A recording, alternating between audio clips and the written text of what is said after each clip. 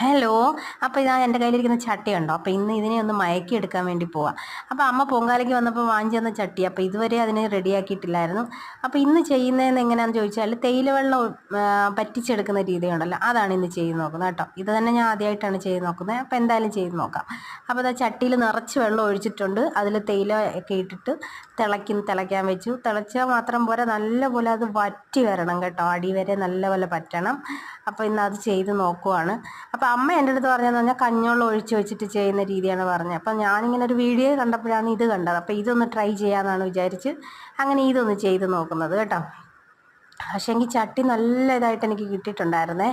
പിന്നെ ഇതാ കണ്ട, വെള്ളമൊക്കെ ഒഴിച്ച് നല്ല തിളയ്ക്കണം. നല്ല കുറേ സമയം എടുക്കും ഇത് കേട്ടോ. നല്ല തിളച്ച് നല്ല പോലെ പറ്റണം. പക്ഷേ തിളച്ച് പറ്റി നമ്മൾ എടുക്കുമ്പോൾ തന്നെ ചട്ടിയിൽ നല്ല കളർ ചേഞ്ച് വരും കേട്ടോ. അകത്ത് ഇതാ കണ്ടോ, ഒക്കെ ചട്ടിയുടെ അകത്തെ ആ കളറിന് തന്നെ നല്ലൊരു വ്യത്യാസമുണ്ട്.